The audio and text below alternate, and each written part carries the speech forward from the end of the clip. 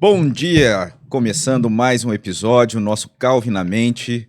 Como de costume, todo sábado pela manhã, temos a alegria de fazer parte dessa mesa e você é o nosso convidado para participar conosco nessa manhã. Hoje temos a honra aí de receber um convidado especial e antes de passar a palavra para ele, a gente vai aqui passar a palavra para o Eduardo, que também é uma raridade, está no nosso meio, mas hoje está dando aí o privilégio de estar conosco aqui nessa manhã.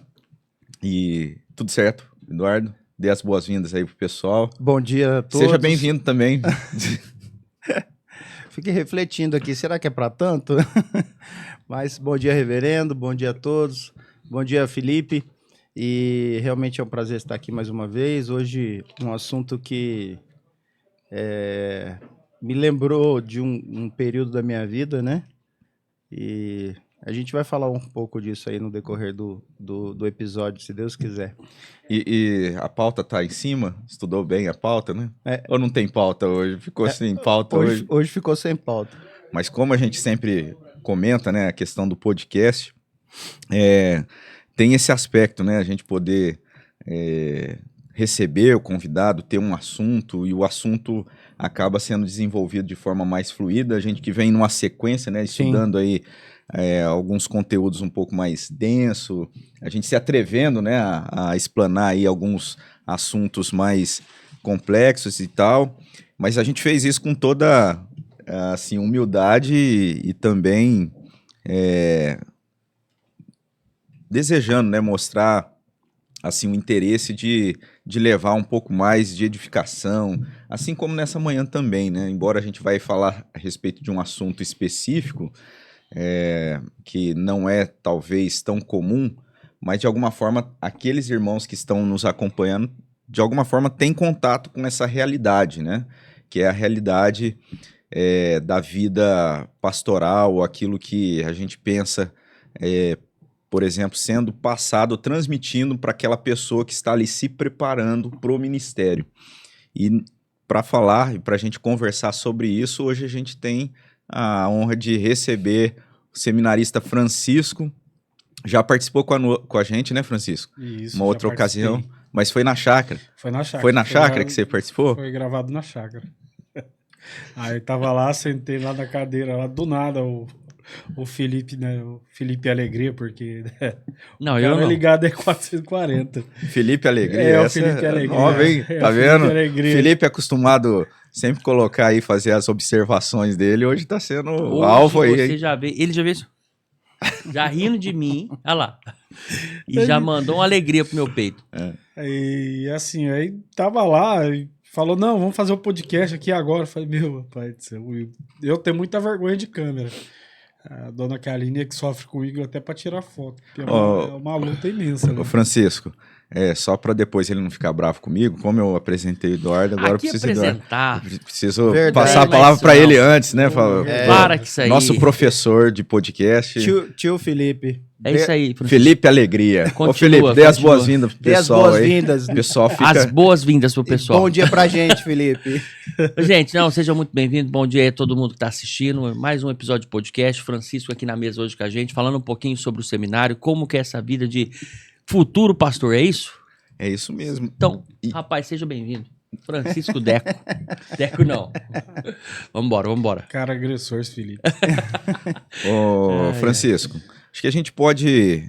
Acho que seria legal a gente começar, embora a gente falou um pouquinho no episódio passado, né? Toda a experiência para você chegar até o seminário. Sim. Mas quando a gente pensa, né, no preparo acadêmico que existe no seminário e esse despertar, né, para essa realidade de preparo no sentido de estudo teológico, isso tudo caminha, ou deveria caminhar, junto com um desejo também que faz parte, né, que acaba sendo parte dessa realidade, a vida mesmo de pastor, de cuidado. E qual foi essa chave assim, para você ter ou perceber essa vocação, melhor dizendo assim, né, antes de ir para o seminário? A chave mesmo aconteceu quando eu quando eu estava numa igreja pentecostal ainda. Estudava, como a dona Kaline gosta de dizer, eu durmo muito tarde porque leio muito. Então, eu sempre tive essa rotina de leitura, de dormir muito pouco, acordava muito cedo e lia muito.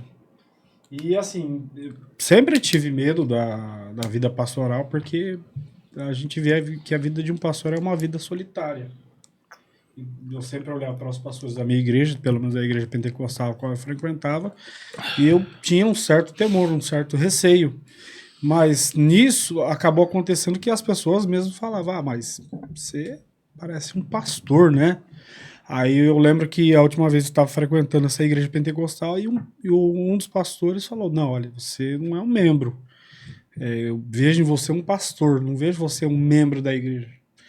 Eu falei, meu Deus, e agora? O que eu faço da minha vida? Aí fui, orei, cheguei em casa, orei e tal, tudo mais. Aí fui, comecei a trabalhar na área pastoral, já me contratou para trabalhar como um pastor, comecei a trabalhar como pastor.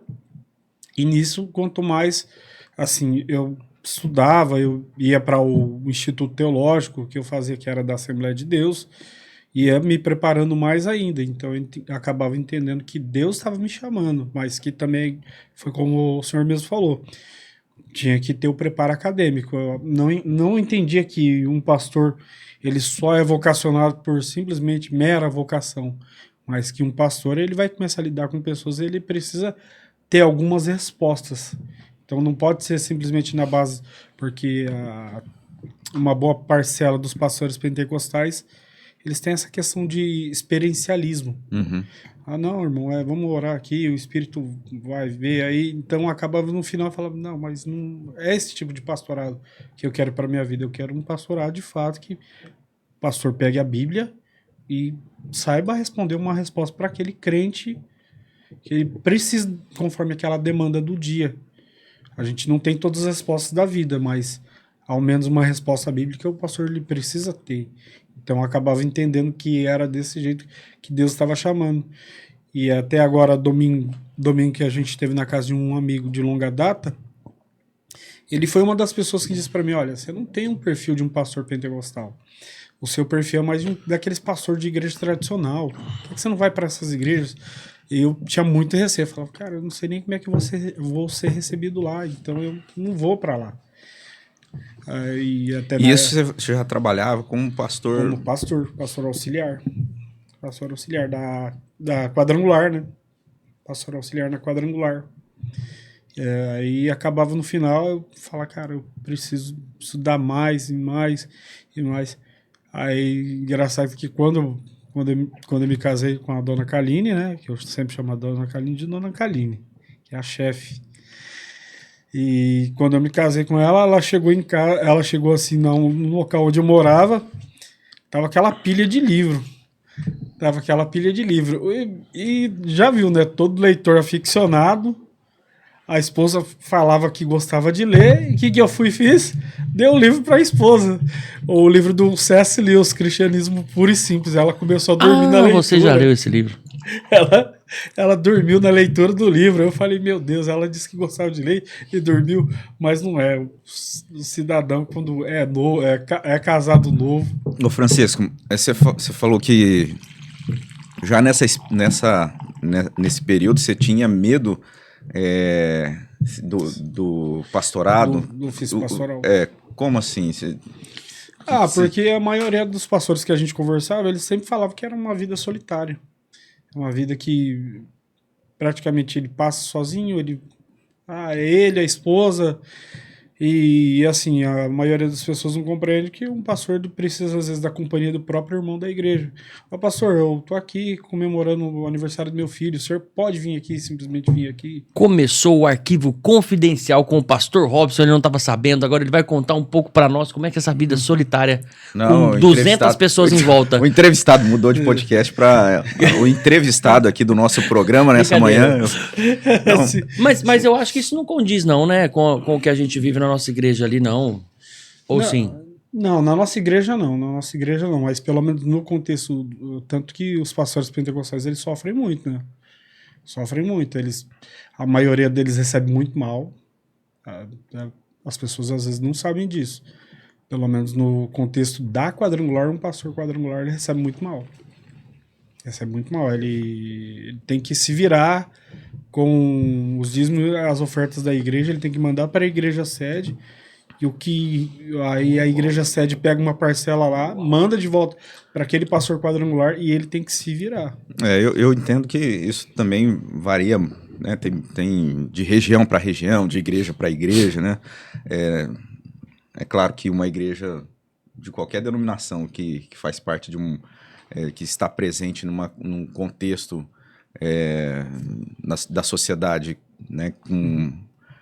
Vamos pensar assim, com mais dificuldade, né, financeira, ela vai ser uma igreja que não vai conseguir suprir da maneira como deveria ali a questão do pastor, né, da côngrua do pastor.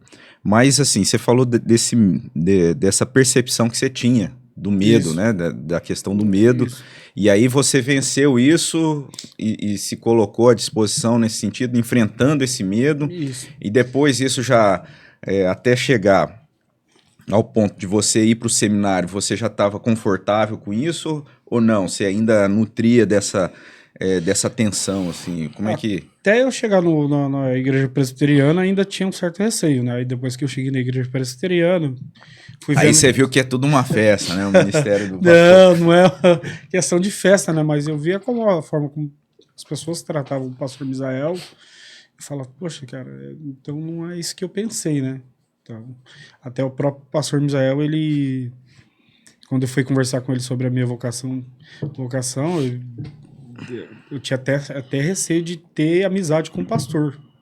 Tinha até um jovem da minha igreja, porque assim, era pastor, mas cuidava mais dos jovens, né? E o pastor da minha igreja da quadrangular, eu não tinha contato nenhum com ele, não conversava nada com ele, era aquele negócio, recebia o salário, ia embora para casa. Tá tudo bem.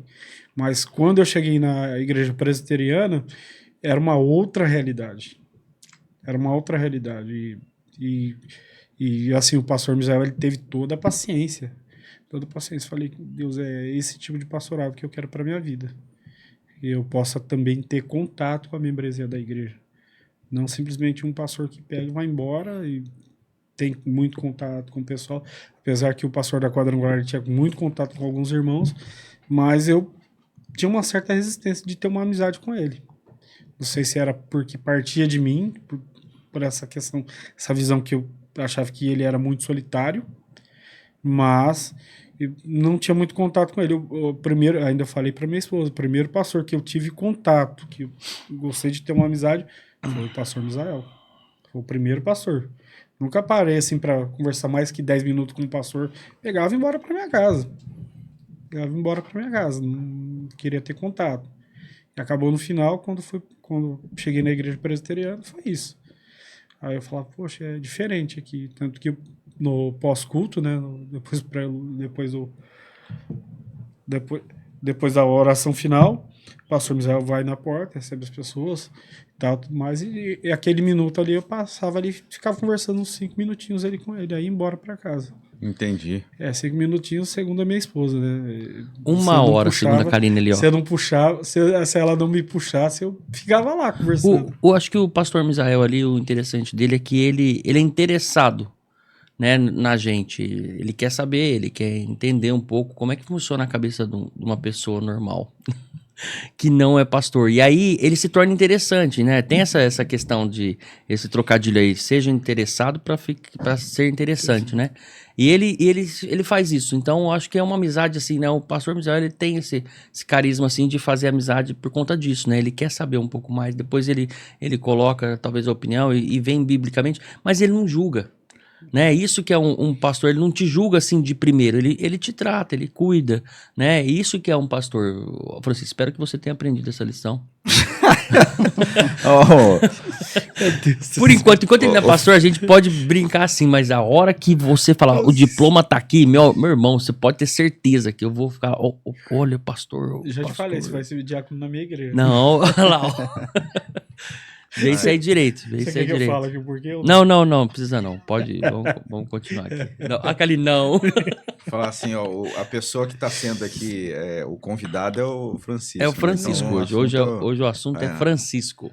Não, ô Francisco, eu entendi, assim, você teve essa experiência de sair da igreja que acaba sendo ali moldada numa determinada cultura e quando você chegou na igreja reformada, você teve uma percepção diferente, né? Isso. E isso te deixou mais tranquilo com relação a esse desafio da questão da solidão pastoral.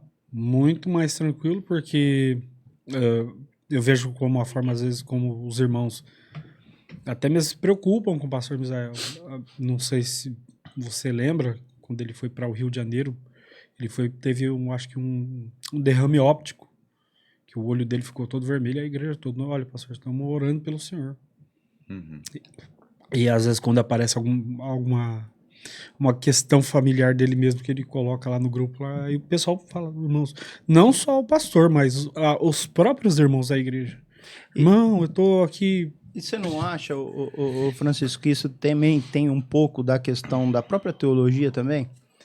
Sim. Porque né, na nossa igreja é isso aí, né? A nossa visão de ministério pastoral é aquela pessoa que está ali apta para nos ensinar, para cuidar, né? Então isso aproxima uns dos outros, né? E o reverendo Misael, ele faz isso com muito gabarito, porque ele de fato, né, haja visto que a aula de domingo foi muito interessante, né? Tava falando ali de Judas e ele falou, né, que nós não adianta a gente procurar, porque tem coisas que pertencem a Deus. É Deus que vai falar, ó, é esse que vai ser salvo, é esse que não vai, né? Lembrando da afirmação que o Felipe falou, que ele não julga, né? Então eu acho que isso esse conforto que você encontrou na igreja tem muito a ver com a teologia em si. Sim. Que não eleva os nossos pastores a um pedestal de subsantidade, mas de homens... De ser intocável, né? Aquela ideia de serem homens, né? Que buscam de fato a santidade e tem uma responsabilidade ali com relação aos membros, de ensino, de cuidado. Mas eu acho que até para instigar agora o pessoal que está acompanhando ali participar, ou buscar as aulas, né? Uma série que a gente está tendo na igreja, de estudos na Carta de Judas, e como foi citado, né, pelo Eduardo, acho que vale a pena até a gente divulgar aí, o pessoal poder buscar aí no nosso canal, né, o canal da nossa igreja, essa série de aulas, né, de estudo. E na última aula foi isso mesmo, né, que a ideia que ele trouxe, né, de forma bem consistente, a preocupação e a maneira como a igreja deve olhar para o corpo mesmo, para o perigo, né, que há ali, enfim, de pessoas que estão no meio da igreja. Isso deve ser feito com esse zelo, mas não com julgamento, né? Como o Felipe colocou. Então ele tem essa sabedoria de lidar com essas situações, com essas tensões de forma com muita firmeza, né? Mas você estava falando, Eduardo, que ia passar para ele, qual que era o ponto mesmo? Sobre a questão de um pastor pentecostal ter as pessoas olharem para ele como se ele fosse intocável. Intocável. E é isso mesmo, um pastor pentecostal, até mesmo, eles gostam de utilizar o texto do Antigo Testamento, não toqueis nos meus ungidos. Aí você ia argumentar alguma coisa com algum pastor, biblicamente que seja. Aí ele fala, irmão, sou enviado aqui por Deus. Então você não pode ficar lá contra mim, você não pode... E às vezes era uma pergunta que aquele crente comum queria saber. Eu lembro que uma vez, quando eu estava na quadrangular, tinha um adolescente, ele era ateu, estava dentro da igreja. Aí, nas conversas, sempre encontrava no corredor da igreja e acabava conversando com ele e falava pra ele, e tal. Aí ele falava assim, mas eu sou ateu. Na minha cabeça, como assim? A pessoa é ateu, tá vindo nos cultos e tal, tudo mais. Eu falei, rapaz, então assim, a gente não tá respondendo certos questionamentos que as pessoas estão vindo pra igreja e estão vindo e voltando pra casa do mesmo jeito que entraram. Não adianta você ter passar essa imagem de que, olha, eu sou uma subautoridade, como você mesmo bem colocou, nossa, eu sou intocável, e acaba no final você não consegue responder essas coisas para um simples membro de igreja. E ele entra do mesmo jeito e sai do mesmo jeito. Não adianta, um exemplo, já vi pastores da denominação a qual eu servia, colocava a Bíblia debaixo do braço, eu amo a palavra, e a palavra não estava no coração. Falou, cara, é complicado. E uma coisa que foi dado, que você falou, até o Felipe falou, sobre a questão da aula de domingo, que me chamou muita atenção, até falei com a minha esposa. Eu não falei de aula nenhuma. Fica quieto aí, rapaz. Aí o pastor Bisael falou assim, olha, o problema não é a gente ficar caçando o ímpio, o problema é a gente se tornar o ímpio. Eu falei, meu Deus, será que eu tenho me tornado assim desse jeito? Eu acho que esse foi o grande ponto, né? O grande ponto é que existe e que não é nossa função procurar ou apontar o dedo, mas olhar para dentro de nós para ver quem realmente nós estamos nos tornando ou qual é o nosso objetivo. Mas assim, ó, só pensando, né, vocês comentando a questão da realidade, né, que é algo que a gente sempre destaca aqui na mesa, para mim também a referência, né, do reverendo Misael, da nossa igreja, de uma forma geral, é muito forte, né, a gente poder desfrutar disso aqui no nosso contexto, né, na igreja. Até a gente fala disso para, de repente, se alguém estiver aí ouvindo, né, e acompanhando, ser convidado, se sentir convidado a participar com a gente lá na igreja. Mas eu não sei, assim, porque talvez da maneira como você colocou, o Francisco, nos leva, né, assim, a pensar que essa dificuldade pastoral ela acontece no contexto de igreja pentecostal. E que na igreja reformada não existe o risco do pastor ser um indivíduo que caminha solitariamente, ou que ele talvez possa, por algum motivo ou outro, se colocar num patamar de ser considerado pela igreja como alguém intocável. E a gente percebe que, por exemplo, né, que aí é onde eu queria chegar, que é essa experiência lá do seminário. Porque uma das preocupações que a gente vê dentro das disciplinas, né, no seminário é esse preparo, não só academicamente, né, na questão da teologia de forma mais ali como conteúdo de estudo, mas o preparo no sentido pastoral. Isso é uma preocupação, né, do seminário presbiteriano.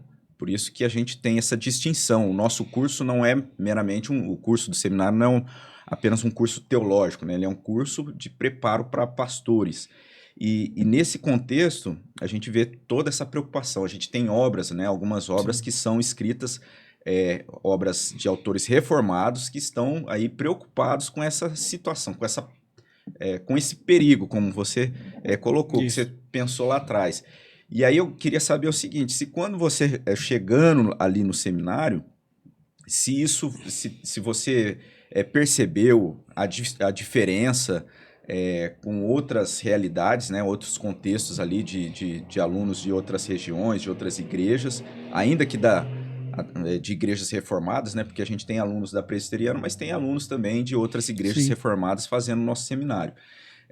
Se você percebeu alguma coisa assim, e se você teve o contato com alguma obra, né, com algum conteúdo, né, e quando a gente falava, eu lembrei do Richard Baxter, né, que fala isso lá no passado, uma orientação ali. E depois, mais recente aqui, até trouxe a obra, que para mim foi muito, que é essa vocação perigosa. Então, um autor reformado, ele alerta para esse perigo. Então, por mais que talvez, né, a gente tenha todo esse respaldo que a gente tem, né, pela graça de Deus e com toda a certeza também, né, a capacitação do reverendo Misael ajudando, né, pelo menos, assim como você teve essa experiência também, eu tive, os outros meninos também, creio que tiveram essa oportunidade, né, tanto o seminarista Wellington como o licenciado Rogério, de poder ver ali no trabalho, né, do reverendo Misael, do reverendo Gilberto, essa maneira de lidar que talvez que não se enquadre tanto com aquilo que a gente percebe dos riscos que estão sendo colocados.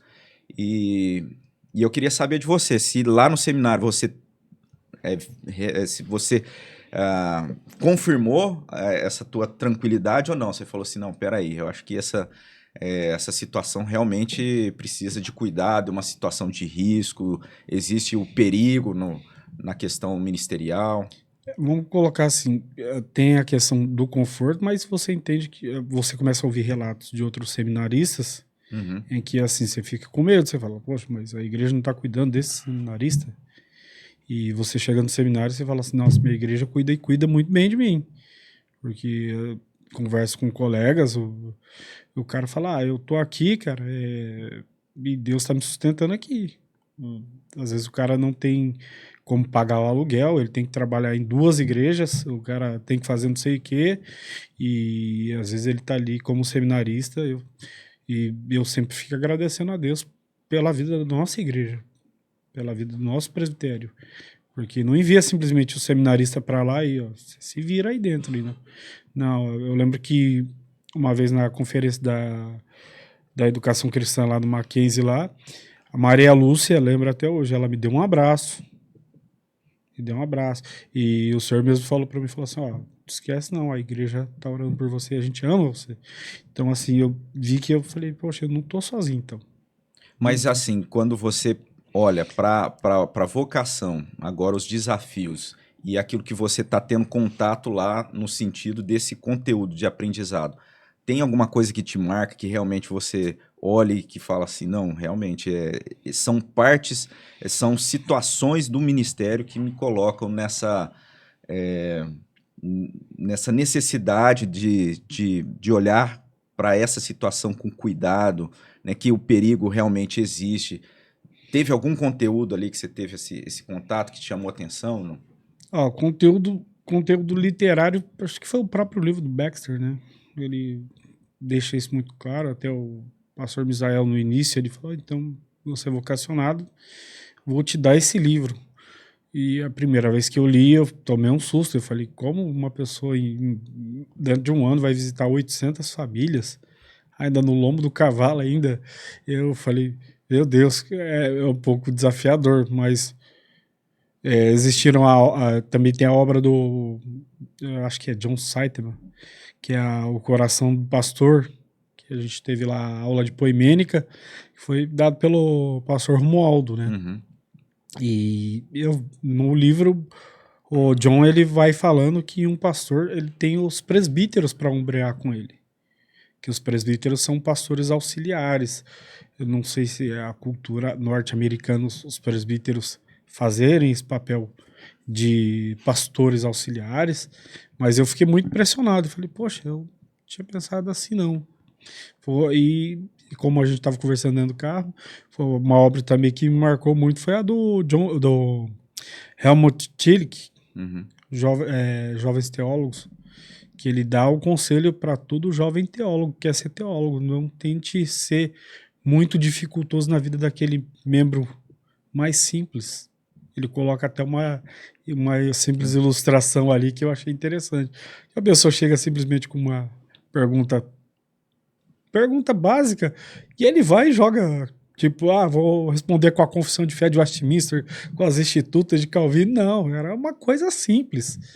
Então, são obras assim que me marcam, são conteúdos que me marcam, principalmente a aula do reverendo Romualdo, em que ele coloca de fato você na realidade pastoral do dia a dia. Ele fala, olha, vai ter situações, irmão, em que, irmãos, que vocês vão ter que lidar, em que às vezes não vai ser tão simples assim. Não vai ser tão simples assim. Mais uma vez, o próprio pastor Misael, uma vez ele disse para mim, para minha esposa, que ele passou horas e horas conversando com uma irmã da igreja no telefone. Passou horas e horas conversando com uma irmã da igreja. Então, às vezes vai ter aquele irmão mais simples que você fala, não, irmão, olha, Deus é amor, porque a Bíblia diz. Ele vai embora satisfeito. Mas vai ter aquele que não entende muito, não. Aí você não tem o que fazer. Tem que fazer. É porque assim, o Francisco, a gente conversando, né, e igual essa experiência que você colocou, do reverendo Misael. Isso acaba sendo meio que uma rotina, né, de lidar com esses desafios, além dessa capacidade, da capacitação que é tão necessária de preparo teológico. E aí o risco, né, que a gente percebe, assim, que está sendo alertado, igual o Baxter, né, ele fazia todo esse papel de escrever, de ter um conteúdo, uma pregação, assim, que a gente comenta até hoje. Isso aí está lá no século XVII mesmo, né? Século XVII. E hoje ele é uma referência é claro que guardado as proporções, mas o que acontece? Ele fazia isso e era alguém que estava ali visitando, e o que ele destaca com isso? Destaca a necessidade da vida devocional, né? Da dependência em Deus, da dependência de estar ali caminhando, amparado, não meramente no sentido do ofício pastoral, mas da vocação mesmo, sendo alimentado, sendo fortalecido por Deus para conseguir dar conta. Porque igual a situação, ouvir uma pessoa por várias horas, você ouvir alguém por várias horas pode ser algo tranquilo, mas se você está envolvido realmente com aquilo que está sendo falado, aquilo tem uma carga, né, que você acaba assimilando. 3 minutos para tréplica. Eu gostei desse formato, porque ficou um pouco... Gustavo, o áudio tá chegando aí, o nosso áudio tá chegando? Meu? Tá normal? Ah, tá. É que mudou agora, mas enfim... Eu gostei desse formato que ele falou, você falou, meio debate, sabe? A gente colocando aqui experiências, a sua e a dele, do que ele entende, dessa forma. Agora pode rebater o que ele falou aí, mas de uma forma que as pessoas aprendam. Mas é que, assim, a ideia talvez é isso, tentar ajudar para a gente chegar num ponto, né? Mas assim, até colocar isso ao vivo seria interessante a gente trabalhar alguns podcasts nessa forma de debate, a gente colocando as experiências de quem já tem experiência na prática, ele está preocupado. E você que está começando, colocando o que você acha que pode ser, entendeu? Como que vai ser isso? Cara, isso é maravilhoso, porque quem está no papel do Francisco, às vezes tem um chamado e não sabe. Às vezes não tem um chamado e está indo para um chamado que não tem. Entende? Então isso é muito importante. Dentro de uma igreja, a gente entender o nosso papel e o nosso chamado. Somos ovelhas ou somos pastores? Entende? E a ovelha, ela tem o trabalho dela também, né? De evangelizar e trazer até a igreja para o pastor, né? Pastorear essas pessoas. Então eu acho importante isso, né? Pode falar agora, Francisco. Pode falar, Francisco. A tréplica, 3 minutos. Tréplica. Esse Felipe engraçado. Que a gente está falando de percepções, né? E eu entendo, assim, o Francisco, porque é esse momento de primeiros contatos, talvez, com uma realidade nova, né? Embora ele tivesse já essa experiência de pastoreio, né? É outra realidade. Agora é um momento novo. E aí são essas percepções, né? E eu entendo que ele coloca nesse sentido de perceber as coisas de uma determinada forma, com essa referência muito forte do nosso contexto. E de certa forma, quando a gente vai para esses autores, a gente percebe que o risco, por mais que a gente não veja, né, de forma tão clara isso acontecendo, né, os problemas acontecerem aí no nosso meio, né, mas a gente vê pelos autores que existe esse perigo, que esse perigo, né, que talvez não devesse ser um medo paralisante, né, como o Francisco colocou, que no começo ele tinha medo. Eu creio que assim, esse medo, se ele for um medo paralisante, né, que atrapalhe você caminhar para responder positivamente ao chamado que você tem, aí está errado. Mas me parece que o medo, no sentido de te levar ao cuidado, né, medo que realmente ele existe, embora pareça que talvez nesse nosso contexto não seja tanto, mas eu creio que sim. A minha percepção hoje é que ele existe, ele continua, né? É o problema das vezes do pastor se isolar por conta de uma situação ou outra. Existe o perigo também de acabar por conta da posição, ele se colocar de uma forma assim, intocável, né? Isso acontece, e a gente vai vendo isso, não, eu posso dizer assim, porque eu estou ali chegando também, estou caminhando ali, né? Tô engatilhando, Mas a gente vê isso por conta dos autores, né? Paul Tripp, quando ele escreve essa vocação perigosa, é um título que assusta. Você fala assim, mas pastor perigoso é o Dudu lá, né? Tá lá nas comunidades lá, e isso é perigo, né? Tal, enfrentando... mas a gente percebe, a gente vai vendo que de forma sutil a gente está também ali lidando com muitas coisas que e assim, essa ideia que a gente queria saber assim, se isso já se percebe lá no seminário, né? Se isso Sim, não, claro. A questão de às vezes se ensoberbecer pela questão de ter uma vocação pastoral, isso aí é mais... Deus, ele é misericordioso porque eu creio na realidade seguinte, olha, a vida de pastor não é intocável, mas também eu também não posso me ensoberbecer a tal ponto de achar que não vou ter contato com a minha congregação. Muito pelo contrário, quanto mais eu tenho contato com a congregação, mais eu entendo que eu sou humano porque eu estou no meio do povo de Deus. Uhum. Meio do povo de Deus. E às vezes tem algumas situações que a gente vive lá no seminário, em que, um exemplo, você vai conversar com uma pessoa, um exemplo, um aluno que praticamente a pessoa não pode errar em nada. A pessoa não pode errar em nada. Eu vi da boca de um seminarista dizendo o seguinte, olha, mas se acaso minha filha um dia se desviar, eu deixo o ministério. E aquilo ficou na minha cabeça. Falei, como assim você vai deixar o ministério? Porque a sua filha vai se desviar algum dia. Porque eu acho que eu então não salvei minha filha. Aí a gente, na conversa, a gente falou, então, mas salvação depende de você, então não depende de Jesus. Aí ele, não, mas não é isso que vocês estão entendendo. E assim, é uma pessoa muito estudiosa. Um seminarista lá. Seminarista. Pessoa muito estudiosa. Aluno, assim, maravilhoso, mas que tinha algumas coisas assim que eu falava, meu Deus do céu, eu chegava a comentar com a minha esposa, olha, precisa tanto, você é um aluno estudioso, é uma pessoa que tira boas notas, você não precisa chegar a um ponto de que, eu tenho que ser o perfeito em tudo. Eu falo, meu Deus do céu, rapaz.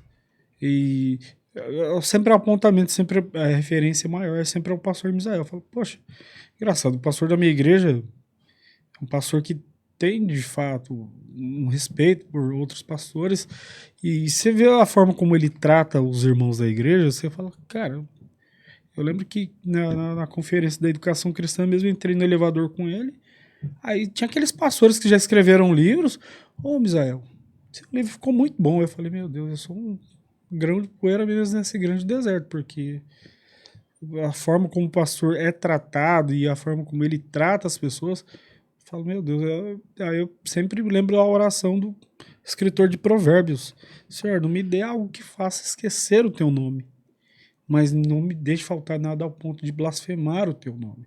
Eu acho que o seminarista, a pessoa que está se preparando para a vocação de ser um pastor, ela tem que entender que ela é chamada por Deus, mas ao mesmo tempo para lidar com gente.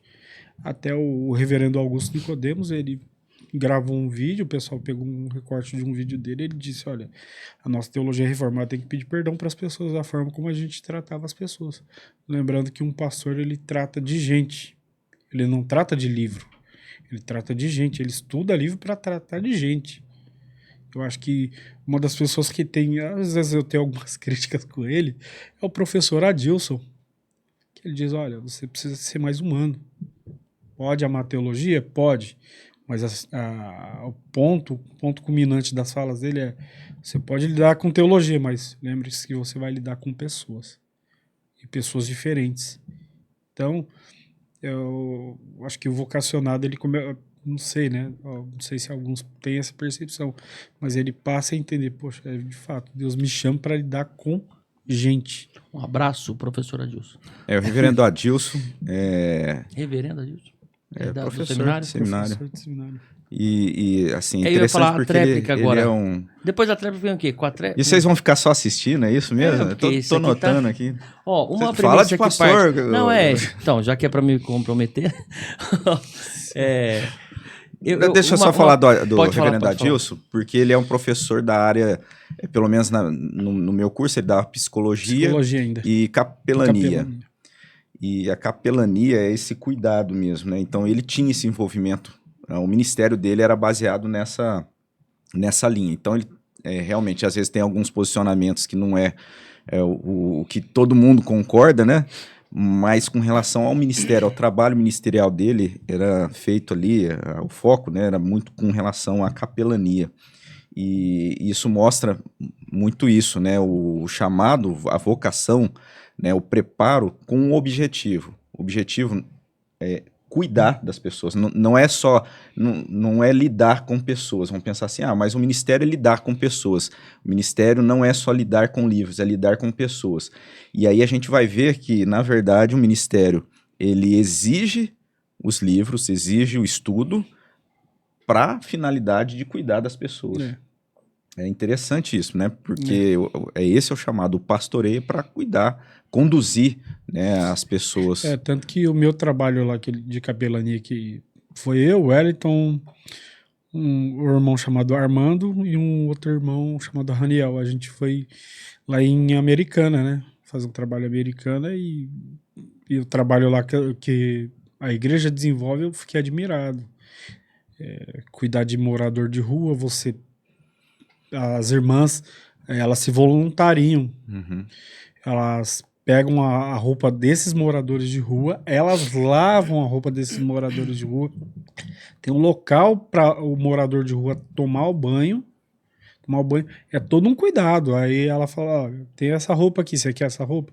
E eles dão a roupa para o morador de rua. Aí eu falei, meu Deus, que coisa, né? É a visão mesmo, né? Embora a gente sempre tem que tomar esse cuidado do trabalho não ser um assistencialismo e ser um trabalho que realmente testemunhe do evangelho, que é aquilo que a gente crê, né? O que eu gostaria de ressaltar é justamente a questão de que a gente percebe, né, que não é porque hoje o Francisco está numa situação que traz um certo conforto, né, no sentido de entender de fato o que é o ministério, e de que essas pessoas, os pastores não são subdeuses intocáveis, são homens que estão ali aptos para o ensino, né, que não exista esse risco, né, reverendo? E é por isso que isso é trabalhado muito no seminário, e graças a Deus pela nossa igreja que isso é algo bem evidente através da vida dos nossos pastores, mas não deixa de ser um cuidado que temos que ter sempre, né? Não é porque é pastor que nunca vai errar, ou não pode ser, não digo questionado no sentido de, a gente fala no sentido de se aproximar, indagar, querer tirar as dúvidas, perguntar, pastor, olha, eu não entendi isso, né, conversar. Então, esse cuidado é importante realmente, Francisco. Sim. Eu ia falar que eu escutei de um reverendo que veio na nossa igreja esses tempos atrás, o reverendo Vinícius, lá da IPP, né, de Pinheiros, e ele falou uma coisa que eu fiquei pensativo, eu falei, cara, é verdade, né? E isso serve para pastor, e até uma dica para você, que nós não somos do RH. Isso resume muita coisa, nós somos do marketing, então não adianta a gente... Isso é questão de julgamento, é questão de pastorear a pessoa sem um pré-julgamento, sem querer entender o que ela entende. Não, nós não somos do RH, não escolhemos quem vai, né? Apenas fazemos o marketing aí da palavra de Deus. Isso aí resume muita coisa, acho que pro seu caminho que você tem a seguir aí, Francisco, que é um chamado bem complexo, que é entender a cabeça do ser humano para que ele entenda a palavra de Deus, né, e passar isso de uma forma clara, é um caminho bem árduo, Francisco. Então, a gente vai estar orando por você aí todo esse tempo. Então, esse foi o Calvinamente. Porque eu tô perdido aqui. Vamos para a quadréplica. A quadréplica. Não, e assim, é interessante, né, que voltando para a vida do Francisco, eu passei por esse período e eu sei o quanto são momentos de luta, né? Assim, né, que Deus trabalha a nossa vida, né, das dificuldades, as limitações, e nós estamos falando aqui de uma área ministerial, né, reverendo? Quantas outras desdobram disso, né, consequentemente, pela nossa própria visão da teologia, né, e realmente o caminhar, não que o Francisco falou que a questão do pastor se sentir sozinho, e não deixa de ser uma verdade, mas não que sozinho no sentido de não ter ninguém, porque nossa igreja, a gente vê isso, ama os nossos pastores, quer estar com eles e ora junto, mas a carga que os pastores absorvem, né, de todo o corpo, isso deixa eles um pouco num caminhar solitário, direto com Deus, né, para ser fortalecido e ajudar uns aos outros. Então, são momentos bem difíceis, realmente. E não é porque está rodeado de pessoas e acessível por pessoas que a pessoa não possa se sentir solitário, né? Por conta disso, às vezes, lidando com situações delicadas, isso pode gerar essa sensação. E por isso que esses autores vão focar tanto, né, na maneira, né, da gente poder lidar com tudo isso, com o ministério, na dependência de Deus, e sem deixar, né, que esses perigos todos eles realmente venham a nos alcançar e tomar conta, né, da nossa vida, que é um risco, né, é um risco existente. Por isso a gente vai ver.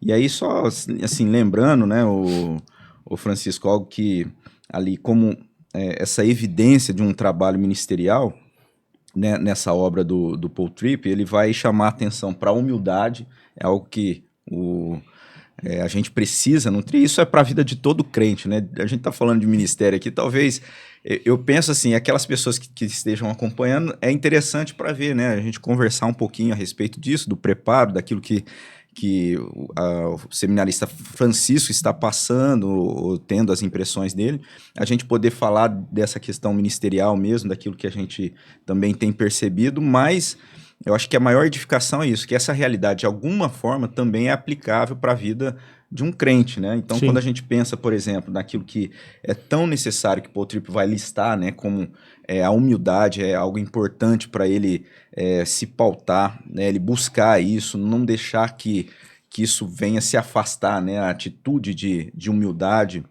amabilidade, ou seja, é algo que às vezes a gente acaba se tornando, porque diante de frustrações existe um risco, talvez uma pessoa que você está ali ajudando, você está se empenhando, você está buscando, e de repente é igual um exemplo de um professor nosso, ele falava assim, ó, às vezes você vai pegar uma ovelhinha, né, que está ali precisando, está machucada, você vai cuidar dela, mas ela vai espernear, vai te dar coice, e você vai ter que cuidar dela, segurar e é assim mesmo. E às vezes você vai tirar ela daquela situação, cuidar, colocar ela ali, né? Na hora que ela tiver boazinha, ela vai sair correndo e vai de novo lá para o lugar que ela estava de perigo e pular lá no penhasco de novo, se estrupiar. Então, são situações, experiências que talvez tragam assim, um pouco de frustração e aí aquela sensação de não ter essa amabilidade mesmo, de amar. Então, a gente precisa pedir sempre isso, né, a Deus. Eu creio que é essa ideia que o Paul Tripp ele destaca. A questão da paixão também, né? São situações, às vezes, que são... Você não vê o resultado, mas a palavra de Deus nos chama a lembrar, né, que o trabalho em Deus ele não é em vão, e às vezes a gente não enxerga ali, mas como aquele desgaste, às vezes você não vê a coisa acontecer, talvez, né, te leve a perder aquela paixão. Então a gente deve buscar também nutrir essa paixão pelo ministério, paixão pela vocação que Deus concede a nós, né? A questão da segurança também, né, esse sentimento de sentir essa segurança, dele estar firmado em Deus, porque é isso, talvez em um determinado momento a gente desfruta de uma condição, né, que transpareça uma certa segurança, e às vezes o ministério nos leva para uma situação que a segurança parece que não é aquela mesma anterior, mas a nossa segurança fundamental tem que estar em Deus. Então isso nos ajuda, é algo que a gente deve buscar. Aí a questão da disciplina, que também, né, tá tudo legitimando, né, a questão da gente não deixar a vida devocional, não deixar a família, né, igual você coloca, Dona Kaline, às vezes as coisas vão tomando espaço, a gente precisa ter disciplina, e aí ele vai colocar por último aqui o descanso. A gente lembrar que a gente é humano, né, e sabe? Então são alguns aspectos assim que parecem ser bem relevantes para a vida ministerial. No seminário eu não tive contato com o livro, eu fui ler logo depois ali, a gente leu o Baxter, leu o Peterson lá, Eugene Peterson, acho que 1 ano com o Eugene Peterson, se eu não me engano, correndo com os cavalos, mas são conteúdos assim, todos eles nos preparando para essa realidade desafiadora do ministério, que você já lida com isso de certa forma hoje. Eu estou começando, né, iniciando a carreira aí, seguindo os passos de mestres e bons mestres pela graça de Deus. Então, eu creio que isso deve ser também alvo de oração, né, daqueles que estão caminhando com a gente, né, aquelas pessoas que a gente tem a oportunidade de caminhar junto, como irmãos em Cristo. Então que as orações dos irmãos estejam sustentando e nos ajudando nesse trabalho, e você também, Francisco, desde já, né, se sentindo amparado aí e dedicado, né, buscando cada dia mais se desenvolver, e logo tá aí, né, vamos pensar assim, a conclusão do curso, depois vem toda aquelas experiências que são bem desafiadoras também, de avaliação, mas tudo isso faz parte. Então, assim, que Deus abençoe muito. Não sei, Felipe, você que gosta aí do debate, chegamos a um ponto, você vê que é uma conversa, né? Porque debate aí tem a ideia tem um ganhador, não tem, no debate? Não, acho que o debate, o ganhador é quem está assistindo. Acho que seria interessante a gente, qualquer hora, fazer um debate mesmo entre pastores aqui. É mesmo? O que você acha? Mas pastores da nossa igreja, pelo menos a gente já decide um ponto só. O mesmo ponto. Para todo mundo concordar no final. Para todo mundo concordar que os 5 pontos é os 5 pontos. 5 pontos é os 5 pontos. Né? Ô, Francisco, assim, dúvidas que eu tenho, assim, você que veio de uma igreja pentecostal, né, e já tinha um pastoreio lá, e aí viu o seu chamado aqui, que você entende que você é mais essa linha, né, mais reformada, e como é que é para você essas coisas? Quando você descobriu essa parte da teologia, que você também gosta de estudar, então seria mais fácil, mais prático para você vir com a teologia, porque é necessária a teologia para passar a palavra de Deus, para que, né, seja de forma clara. Mas como é que você entendeu essa parte dos 5 pontos? Porque a gente acabou de fazer uma discussão aqui. E como é que você entende isso e o que você acha disso, Francisco?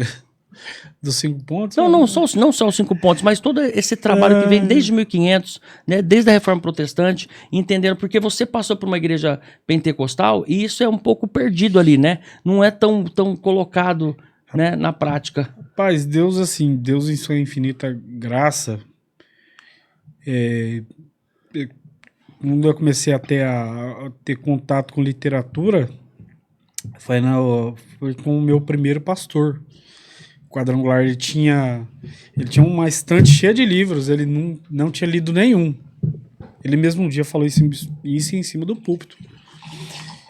E semana após semana ele pegava um livro, era um adolescente, estava com 17 para 18 anos. Semana após semana pegava um livro e ia ler. Aí um dia ele falou assim, o seguinte: olha, irmãos, eu tenho um monte de livro em casa lá, eu nunca li nenhum lá, mas o Francisco, semana após semana, tá metade dos livros que estão na minha estante, leu todos. E entre esses livros tinha Hudson Taylor, George Miller, esses homens de Deus que eram reformados, e eu não sabia, não conhecia. Aí quando eu comecei a trabalhar, aí o meu pai na fé, que hoje assim está em outro caminho, né? E ele falou assim: olha, eu estou fazendo um instituto teológico. Eu falei: que é isso? Instituto teológico? O que é isso? Ele falou: estuda teologia, palavra de Deus. Eu falei, como é que é isso? Ah, você vai para um instituto, e lá você vai aprender sobre Bíblia, aprender sobre Deus. Eu falei, interessante, rapaz, eu não sabia disso não. Aí passaram-se alguns anos, mudei de cidade, fui trabalhar em outro local. Aí passei em frente a uma livraria bem pequenininha, a Árvore da Vida, que já não tem mais ali. Aí passei, falei, vou entrar aqui nessa livraria, vou comprar um livro para me entender o que é teologia. Aí cheguei, tava lá, a primeira obra teológica da minha vida, um baita de um arrependimento. Charles Finney, Teologia Sistemática de Charles Finney. Eu falei, eita, rapaz, teologia é bom, né? Olha só que negócio bom, não sei o quê. Eu falei, nossa, eu vou continuar consumindo teologia, né? Teologia sistemática. Aí fui e comprei a segunda obra, Charles Hodge. Acho que de um extremo para o outro, hein? Só para dar o contexto, o Finney é um teólogo aí do século XIX, né? 19. Presta não. E ele... na verdade, assim... Entendi pelo jeito que ele só falou. apontado como um daqueles que trouxe toda aquela carga de sentimentalismo, a ideia... Aceitar Jesus veio dele. A questão de apelo, né? Aquela maneira de lidar com a fé, não de uma forma assim que tivesse essa consistência, né? Bíblica, da racionalidade. Ele trouxe uma outra vertente. Então, o Finney Aí o Hodge é uma referência. Assim, foi um baita de um professor no seminário Princeton, um homem extremamente capacitado. Você vai ler a teologia sistemática dele, aqueles que gostam de ler, pegar matérias, eu gosto de ler a teologia sistemática do começo ao fim. Sempre foi assim. Do começo ao fim. É porque assim, ó, é muito útil, desculpa aqui comendo, mas só para falar assim, ler do começo ao fim a sistemática não é fácil. Não. Porque é mais ou menos assim, é você pegar uma lista telefônica ali e ficar vendo. E é importante, você precisa lidar com aquilo, né? Mas é para poucos, assim, ler de forma de capa a capa. Eu acho que é a primeira vez que eu ouço que alguém leu de capa a capa. No seminário a gente tem que ler porque, ó, vai cair Mas eu penso do assunto tal até o assunto tal. Mas não sequencial de capa a capa. Tanto é que, às vezes, quando estou lá no seminário, e cito para o pessoal, eu li tal obra. Aí tem uns meninos que falam assim, que obra que teologia você não leu? Eu falei, sei lá, cara, às vezes tem muita teologia que ainda não tem aí, ainda a gente não leu. Não foi traduzido ainda, né? Aí, assim, segunda obra de teologia foi o Charles Hodge. E Deus foi me tratando, porque até então eu não conhecia a teologia reformada. Não conhecia nada de teologia reformada. Aí a terceira obra de teologia sistemática que eu peguei na minha mão, que hoje é traduzida pela Thomas Nelson como As Maravilhas de Deus, que é a do Bavinck. Foi a primeira vez que eu tive contato com o Herman Bavinck. Eu falei, cara, esse cara que ele tá falando que o pecado entrou no mundo de maneira geral, através de Adão e tal. Eu falei, rapaz, eu nunca tinha visto, ninguém nunca falou isso pra mim. E ele começa a falar, olha... É Bavinck ou Bavinck? Vai de cada um, né? Às vezes as pessoas falam vai Bavinck. Vai do seu holandês. Vai do seu holandês. Alguns falam Bavinck, outros falam Bavinck. O pastor Jean Francisco, né, que tá lá nos Estados Unidos, ele fala Bavinck. Então aí a gente vai... Aí, tá vendo como é que a gente... Não sabe nada. A gente trata de Bavinck, né? Bavinck. Acho que Bavinck não ficou legal, não. Não ficou? Ficou meio... Pernambuco, um abraço aí pro Pernambuco. É Bavinck. E foi a terceira obra, e parecia que as coisas estavam encaminhando para mim se tornar um reformado mesmo, de fato. Porque você começa a pegar obras, um exemplo, um livro... Sabe quando a pessoa vai lendo, e vai pegando uns livros assim. Aí eu peguei Calvino de A a Z, do reverendo Hermes Steinmeier. Na época, pra mim, nossa, esse cara... Eu comecei a ler, eu falei, rapaz, esse cara aqui foi muito bom, né? Essas coisas que ele diz é muito bíblica, rapaz. Aí, sempre nessa livraria que eu comprava meus livros, né? E aí, tinha lá, Biografia de Calvino, do Armando Silvestre. Fui ali e falei, cara, que vida sofrida, né? Que, rapaz, que esse homem ele lutou muito, cara. Tanto que o final da vida de Calvino ele morre cheio de doenças e ele vai ser enterrado num túmulo para não ser identificado por ninguém. Ele que escolheu isso? Ele que escolheu isso. Eu ouvi falar. Ele que escolheu isso. Ele morreu com gota, morreu cheio de doenças e nunca se reclamou da vida dele. Até mesmo quando ele vai para Estrasburgo ficar com o Busser lá, ele não fica reclamando da igreja, a igreja me expulsou, nossa, esses irmãos são muito ingratos. Não, ele vai para Estrasburgo, aprende com o Busser ensina para ele, porque ele tinha toda a questão literária, ele um gênio. Calvino era um gênio por excelência. Deus o abençoou ele assim de maneira extraordinária, mas ele ainda não entendia o ofício pastoral, e com o Busser ele teve todo esse contato. Aí ele volta para Genebra, e interessante isso, porque quando ele volta para Genebra, ele continua pregando da onde ele parou. Era em Atos, certeza. Eu às vezes tenho algumas dificuldades. Mas tá acabando, o Atos tá acabando, tá chegando no finalzinho. E ó, Você acertou, hein? eu vi ele falando. Ele já falou? Já falou. Falou, já. Ah, garoto, é isso aí, então ganhou o bolão. Deuteronômimos.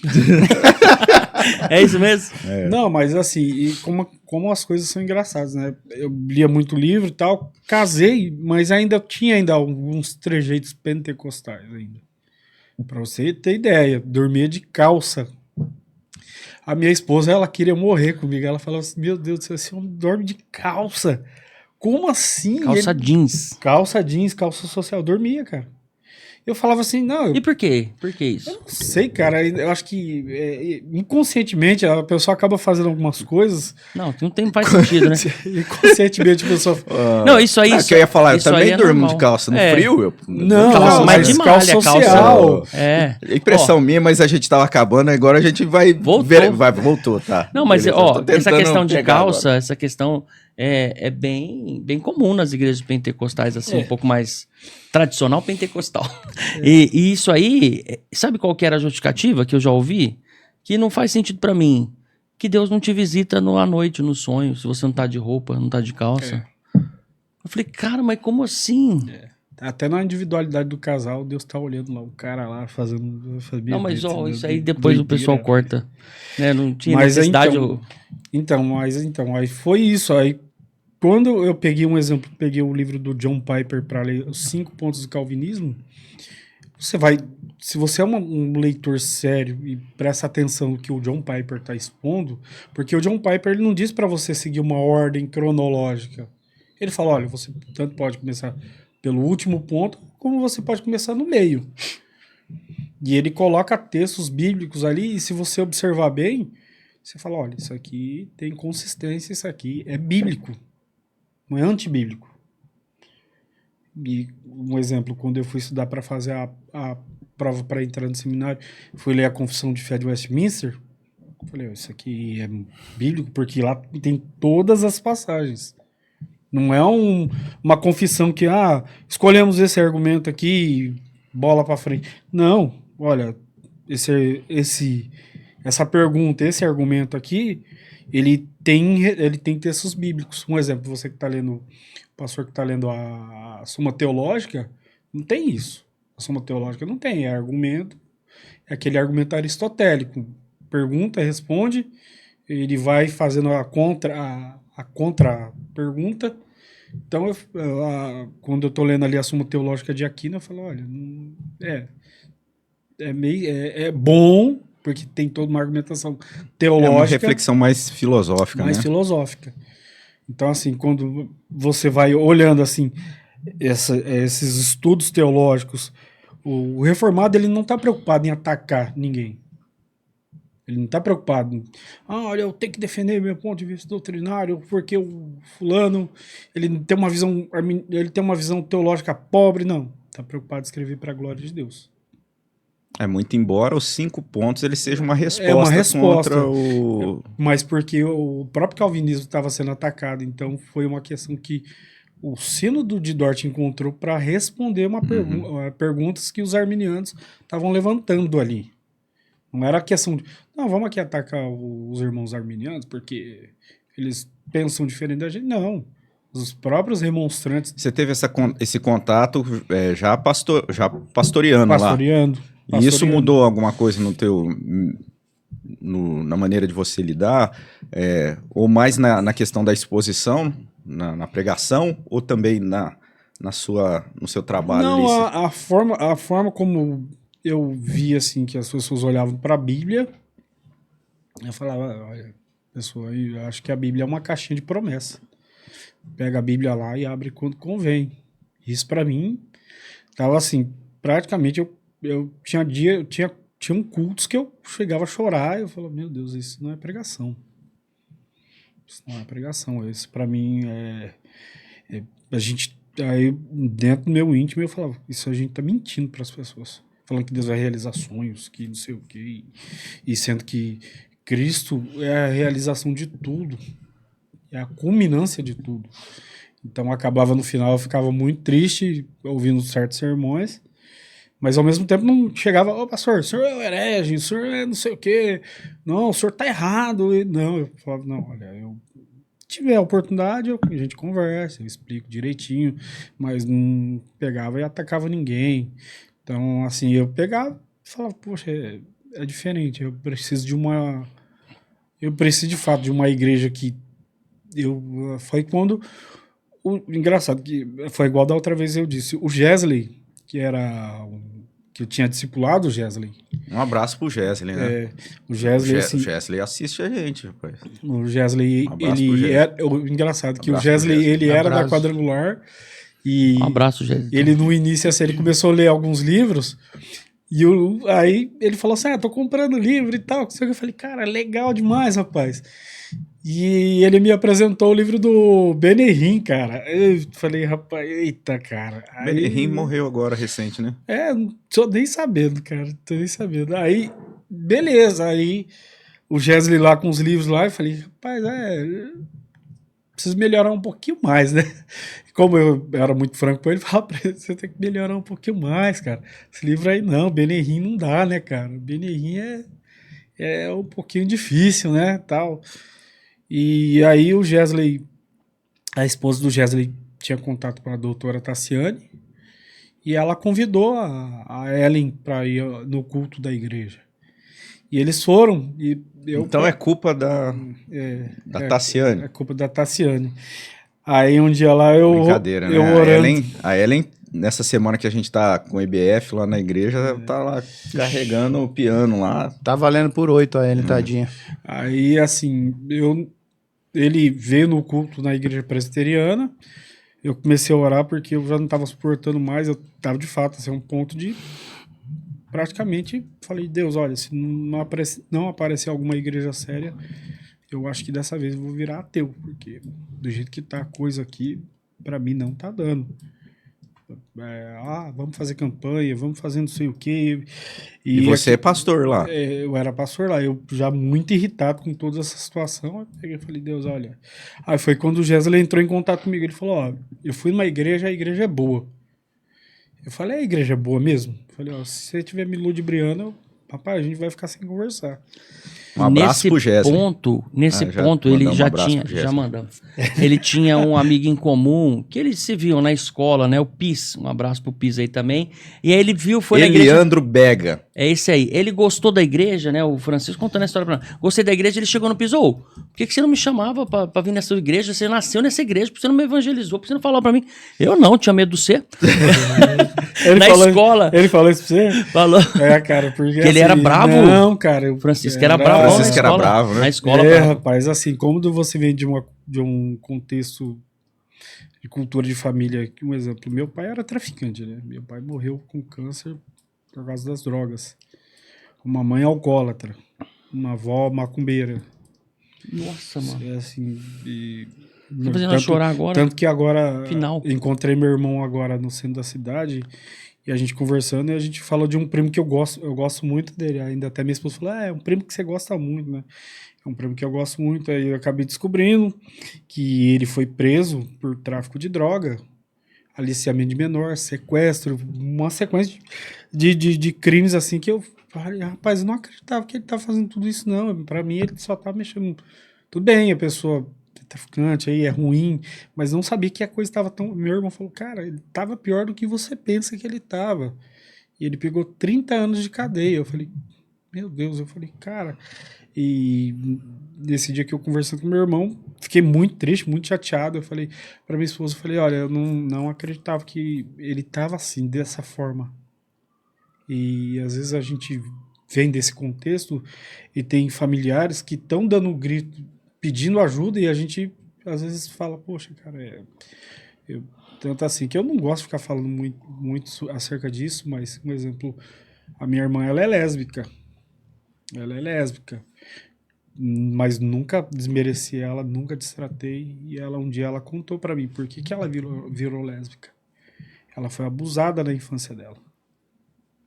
E quando ela contou isso pra mim, aquilo me quebrou. Eu falei, cara, é doído. Desculpa, irmãos.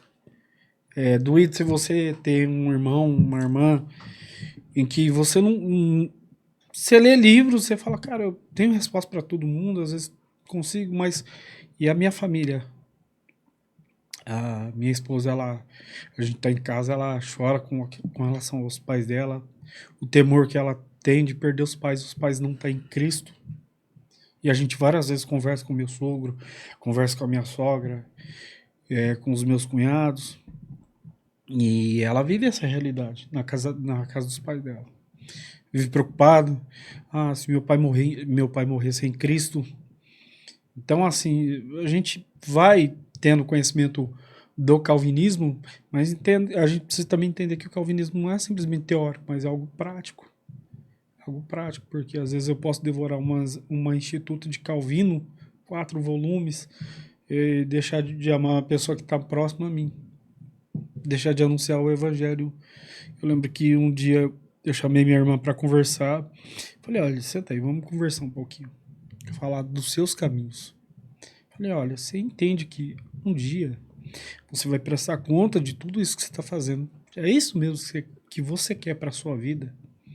É isso que você tem certeza que você quer para a sua vida? E minha irmã abaixou a cabeça, começou a chorar, e eu falei, poxa, você entende que se hoje você morrer, você vai para um lugar em que não vai ter pai, não vai ter mãe, não vai ter ninguém, e você ali vai ser condenado eternamente. É isso que você quer para a sua vida? Ela pegou, cabeça baixa, muito triste, pegou, não falou nada. Eu falei, poxa Deus, eu queria tanto que eu tivesse forças para salvar minha irmã. Como disse Paulo, olha, eu queria ser maldito no lugar de vocês, mas o meu irmão, assim, ele tem um respeito enorme por mim. A gente conversa muito, mas já discutimos muito porque ele tem uma forma de educar os seus filhos que eu não concordava, forma extremamente agressiva. A gente conversava muito e acabava no final, eu via meu irmão assim, meu irmão se perdendo. Meu irmão é mais velho do que eu. E teve várias vezes que eu falei para meu irmão, eu confrontei ele, falei, poxa, cara, você é mais velho do que eu, você deveria me dar conselhos, não eu estar sentando para te dar conselho. Você é uma pessoa que tem extrema experiência de vida aí e deveria me dar conselhos. Não, eu tô tendo que fazer o papel do irmão mais velho, do irmão que vai lá e tem que ficar chamando atenção como se você fosse o irmão mais novo. Então, quando o Eleandro me viu nesse contexto de vida, ele me viu no contexto, acho que no pior contexto da minha vida, porque eu olhava para minha mãe, eu tinha raiva da vida. Ô, Francisco, só um parênteses, um recorte aí. Quando você falou dessa inversão com relação ao seu irmão, a questão de você tomar a posição de irmão mais velho, né? E eu pensando aqui, a gente se desdobrando, pelo menos eu, né? Aí a gente vê que a gente é ruim mesmo, né? Me desdobrando para tentar ter uma conversa assim com você, no sentido da experiência pastoral. E aí você colocando essa experiência com a sua irmã, com o seu irmão. Então, para mim, foi essa experiência, não apenas de irmão mais velho, mas de pastor. Então, sim, nesse sentido que a gente vê a realização do ministério, né, acontecendo e, de certa forma, eu vendo assim que pela misericórdia de Deus a gente se desdobrando para tentar cavar assim essa sua experiência, e aí Deus conduziu a conversa para você falar disso que aconteceu, e é a experiência pastoral isso, né? E assim, eu chegava em casa, eu falei até para minha esposa, falei até para amigos, que eu lembro até hoje, eu na 4ª série, minha mãe não ia nas minhas reuniões de pais lá, não ia. Um dia eu tive que ir no bar, fui no bar busquei minha mãe. Minha mãe tava bêbada. E ela foi pra escola porque eu queria que ela visse minhas notas. Queria que ela visse o filho que ela não tava dando trabalho pra ela. Porque a minha irmã já era mãe, com 14 anos. O meu irmão se perdendo na vida. E eu peguei e falei, não, eu preciso dar orgulho para minha mãe, eu preciso ser o filho que dá orgulho para ela. E minha mãe não tava nem aí. Aí minha mãe, bêbada nesse dia, ela foi para a escola e a professora falou, mãe, a senhora é mãe do Francisco? Ele é um bom aluno, viu? É um bom aluno e tal. Começou a elogiar e minha mãe começou a chorar dentro da sala de aula. Meu filho, obrigado porque você não me dá dor de cabeça. Você não é igual aos seus irmãos que me dão dor de cabeça. Então isso para mim, até mesmo depois de converso que eu tinha me convertido, na minha casa teve muitos embates com a minha mãe, assim, muitos embates, que a minha mãe falava, olha, porque isso é uma outra história, meu avô ele foi assassinado na cidade de Sumaré. Ele foi emboscado, ele foi assassinado de uma forma tão trágica que, assim, chega a ser horrível. Minha mãe, ela, onde estava Deus? Porque deixa meu pai morrer. E eu falei para minha mãe um dia, eu falei, a senhora argumenta tanto, onde estava Deus e onde estava a senhora? A senhora estava orando pelo vô? O vô nas suas viagens perigosas, como caminhoneiro? A senhora, algum momento, parou? Não, eu vou orar pelo meu pai, para Deus cuidar do meu pai durante que ele está nessas viagens perigosas. A senhora já fez isso alguma vez na vida? Minha mãe pegou, assim, ninguém nunca tinha perguntado isso para ela. Ela pegou, ela entrou em choque. Eu falei, a senhora está acusando Deus. Mas onde a senhora estava? Eu falei, onde eu estava? Eu falei, é muito fácil olhar para os céus e dizer que Deus tem culpa. Sendo que o culpado somos nós, às vezes deixamos de orar pelo vô. E ele morreu da forma como morreu. E foi isso. E aí, quando, por exemplo, chega um menino na igreja lá que conhece da minha vida passada, toma até um susto. Um dia, engraçado, o pai de um colega me encontrou numa lanchonete. Ele olhou pra mim e ficou olhando assim. Eu falei, e aí, fulano, tudo bom? Tudo bom. Eu tô te estranhando. Eu falei, mas por que você tá me estranhando? Ah, porque falaram pra mim que você saiu da igreja. Eu falei, não, pai, não saí da igreja não. Não, eu vou na igreja ainda, só que eu vou em outro lugar. Ah, sabia não, cara. Não, mas falaram pra mim que você tinha saído da igreja. Eu falei, não, cara. Falei, cara, eu sou crente, não tem como sair da igreja mais. Então é isso. Quando o pessoal me encontra e fala assim, olha, eu conheci ele no passado, ele era assim...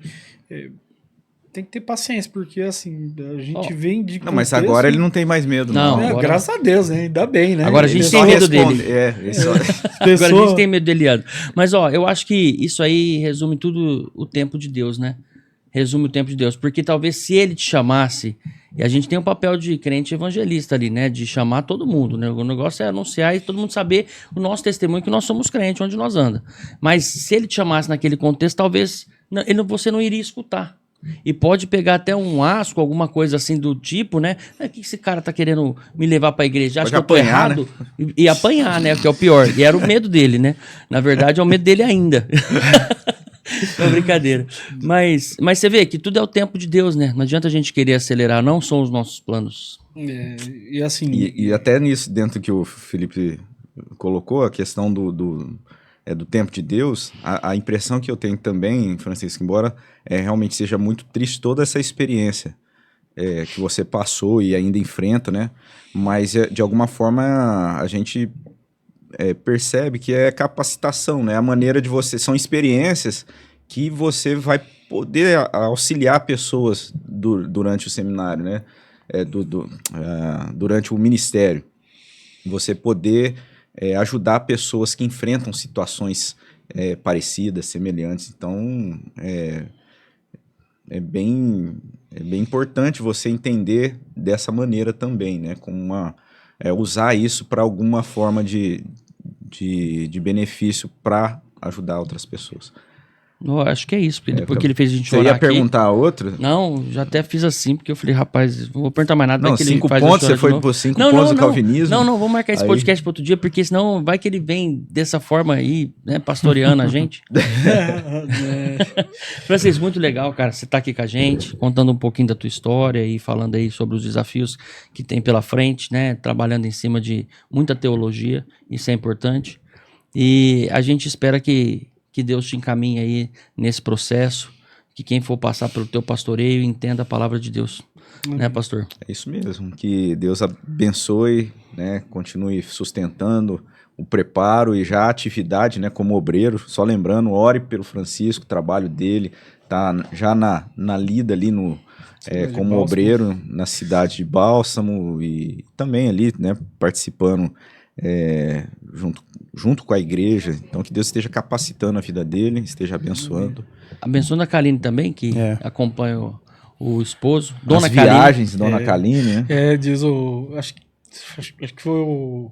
Não sei quem foi que me encontrou, acho que o Marquinhos, ou um outro presbítero, falou, rapaz, depois que você falou Dona Kaline, agora eu não consigo mais falar Kaline, agora é só Dona Kaline. Eu falei, tá bom, mas...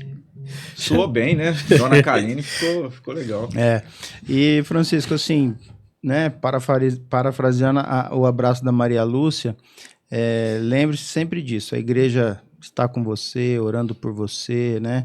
Às vezes a gente na correria ali esquece, não cumprimenta, não dá um abraço, mas nunca se esqueça disso, que a igreja te ama, a igreja ora por vocês e está com vocês sempre, né, reverendo? É isso. Eu abraço ele toda vez. Tem mais alguma coisa que você Não. queria deixar aí pro pessoal, Francisco? Fazer um apelo para Balso. Ai, cara. Mas é isso, cara. Assim, hoje, assim, eu não me sinto mais sozinho. Às vezes pode parecer que é sozinho. Mas, assim, eu dou graças a Deus pela vida da nossa igreja mesmo, porque é a realidade que eu tenho vivido hoje. Uhum. E, assim, cada irmão que vem, às vezes cumprimenta a gente, fala com a gente, gasta pelo menos 1 ou 2 minutos conversando com a gente. Tem aqueles irmãos também que são como eu, que gostam de falar muito. Mas, assim, a nossa igreja, eu sempre falo para o pessoal lá do seminário, para as meninas do seminário, o pessoal fica de boca aberta, fala assim, mas a igreja é muito boa, cara. Eu falei, cara, a minha igreja, graças a Deus, felizmente, ela é muito boa. E, assim, tenho aprendido muita coisa, tanto com o reverendo Robson, ontem a gente teve aquela experiência, né? Experiência muito boa, com a experiência com a dona Ierta, uma pessoa maravilhosa lá na cidade de Neves Paulista. E tem aprendido com relação à experiência na cidade de Bálsamo. E às vezes a gente acha que abrir uma igreja é muito fácil. Certeza? Você tem certeza absoluta disso que você está falando? Então, assim, dou graças a Deus por essas experiências. Tanto algumas experiências traumáticas que eu tive no passado, que foram muitas. Acho que cheguei minha adolescência inteira pela graça de Deus, porque eu cheguei um adolescente todo revoltado, e Deus pegou esse adolescente revoltado. Às vezes eu paro, fico analisando, eu falo, poxa, Deus foi misericordioso comigo, porque na minha família ninguém é casado. Tem alguém casado ali. Não tem ninguém que fez o 2º grau e hoje faz uma faculdade teológica. Tem um primo que ele é formado em contabilidade, mas assim, não conheço ninguém que olhe para a vida assim, não tá com a vida, por mais que seja simples, mas a vida tá estabilizada. Vai para um local que tem pessoas que oram, agradecem a Deus pela minha vida, então assim, eu agradeço a Deus em cada um desses detalhes. Amém. Vamos orar. Eduardo, você pode orar pelo Francisco? Claro. Normalmente a gente chama um convidado para orar, mas a gente sentiu essa necessidade. Bom, pelo menos eu tive Amém. essa Você necessidade. sentiu? Sim, eu sinto. Pentecostal. Vamos começar agora o debate, né? Vamos orar então? Pai Santo, Pai Bendito, muito obrigado, Deus, por esse momento que passamos aqui, Senhor, por tudo que foi tratado, ó Pai. Pedimos que o Senhor encaminhe, ó Deus, as palavras, as ações aqui, que possa ser bênção na vida daqueles que vierem assistir, ó Pai. De uma forma especial, te apresentamos, ó Deus, a vida do Francisco, da Dona Kaline, Senhor, que o Senhor esteja abençoando, ó Deus, que o Senhor esteja fortalecendo, que o Senhor esteja conduzindo, ó Deus, em todo o tempo, ó Pai. Ele e ela no ministério, ó Deus, nas dificuldades, Senhor. Especial também te pedimos ali, ó Deus, pelo projeto em Bálsamo, Pai. Que o Senhor esteja abrindo as portas, ó Deus, levantando mais obreiros, ó Pai, para aquele local e que a tua palavra possa ser ali pregada, ó Deus, e que os teus possam ter encontro com o Senhor, ó Pai. Muito obrigado por tudo. Também te pedimos pela nossa igreja, ó Deus, por esse projeto, que o Senhor encaminhe todas as coisas, ó Pai. Colocamos diante do Senhor as nossas dificuldades, as nossas limitações, mas também, ó Deus, te agradecemos, ó Pai, pela obra de Jesus, que é perfeita, ó Deus, e nos habilita, ó Pai, a buscar ao Senhor e estar diante do Senhor, ó Pai. Muito obrigado por tudo. É no nome de Jesus que eu oro e agradeço. Amém, Senhor. Amém. Muito obrigado pela sua companhia. Que Deus abençoe e até o próximo episódio. Grande abraço. Amém. E aí?